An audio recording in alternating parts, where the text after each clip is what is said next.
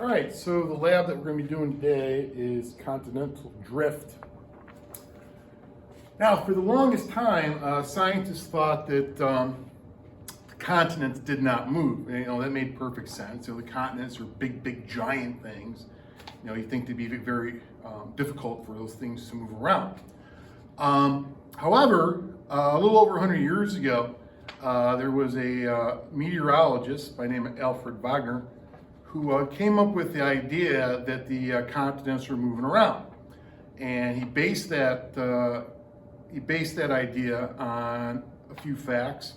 One was by looking at the coastlines of the continents, and he noticed that the coastlines of some of the continents seemed like they fit together like puzzle pieces. And another thing is that when you look at the rocks on one continent and he looks at the rocks on another continent, a lot of times you might find the same fossils on one continent and on the other continent. Now, if it was something like a bird fossil, you could say, oh, it flew back and forth. But if you're talking about like a land creature on two separate continents, it's a little bit harder to explain. So based primarily on the shape of the continents and the fact that you can match up fossils from different continents together, and also like mountain chains. You can see like one mountain chain, the rocks and stuff match up with another mountain chain on another continent because they seem to match up. From those observations, he came up with the idea that the continents were moving around, and that's the idea of continental drift. And now, there was a time when all of the continents used to be connected together. And that giant landmass, what scientists refer to that as, is Pangaea. So Pangaea is when all the continents were connected, most recently when all the continents were connected in one giant landmass.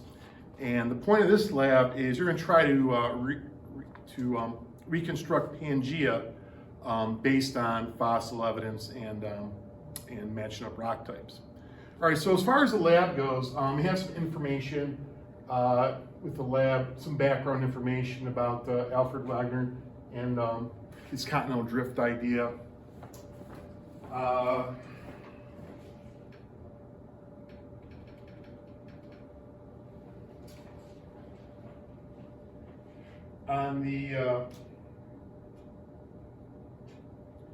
On the next page of the lab here, what you have is you have a bunch of statements here, and what you're trying to do is read the statement and determine whether this is evidence. First off, whether this is evidence. Right? So some of these things are evidence, some of them are not, and whether this piece of evidence helps support the idea of continental drift, helps support the idea that continents were moving around.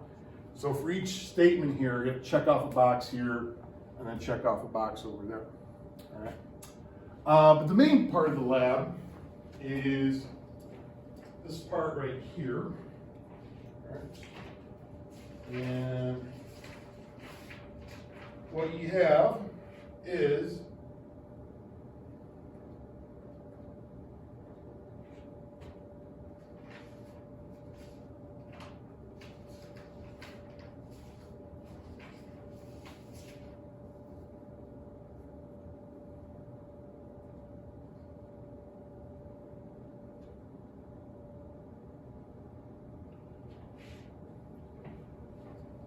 all right, so you have a paper here, and it has the various continents, right? Now, as time goes by, the shorelines of the continents change, so they're not exactly what they are now, but you still should be able to identify it. You've got North America, Africa, Antarctica, Australia, North America, Africa, Australia, South America, Antarctica, Eurasia, so Europe and Asia together, Greenland, and India at one point was its own continent. And on this map here, these little symbols here, they represent a few different type of animal fossils, a few different type of plant fossils, and then the one symbol there represents a certain mountain range. All right. So the first step you're going to do is you want to take colored pencils. You want 6 colored pencils, and you want to make a key, and you want to color these areas based on your key, all right?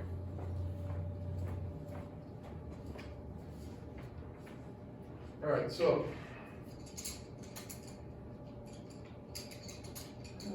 I got my colored pencils right here, and I'm going to go color this right now. I'm going to color this right now. Bada bing, look at that. Look how fast of a color I am. All right. So I have the various fossils and mountain chains and plants and stuff colored in. So your thing's going to look kind of like this. Next step, what you're going to do is take a pair of scissors and you're going to cut out all of these land masses, all of these continents. All right. So I'm going to go do that now.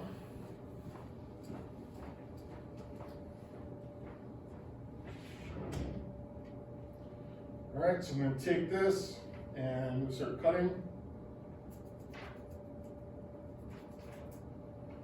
And here are my land masses. All right.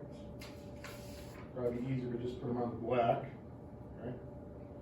So here are all my land masses. All right.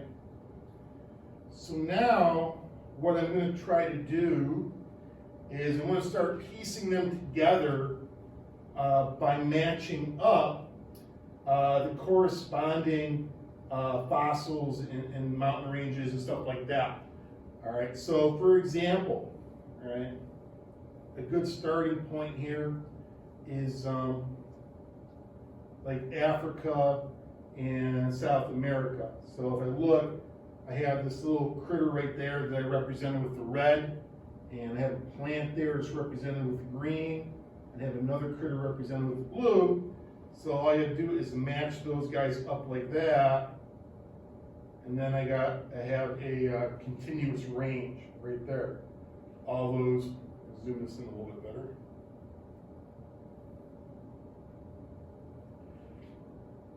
All right, so I was able to connect these guys based on that fossil range right there.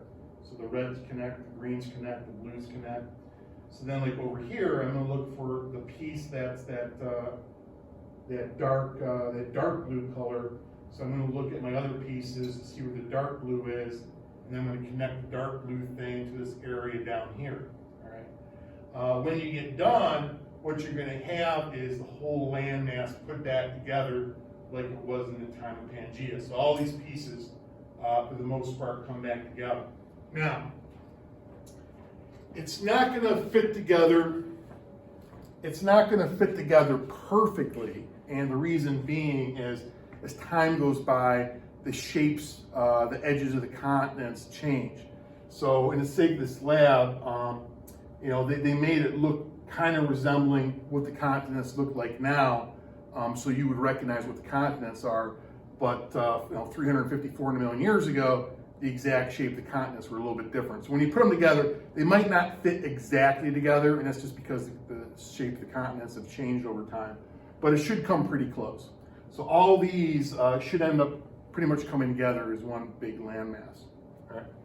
Now, next, what you're going to do is, once you've figured out what this looks like,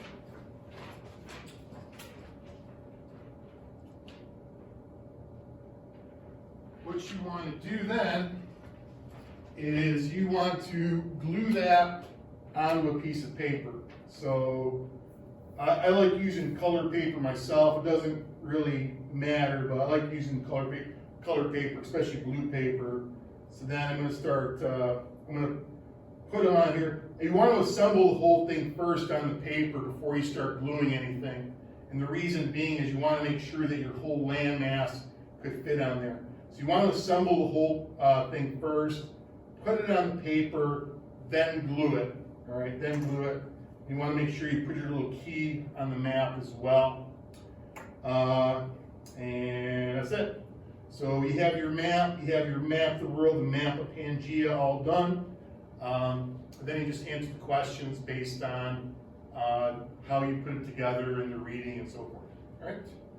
So that is the Continental Drift Lab and how they basically were able to put the continents back together. All right.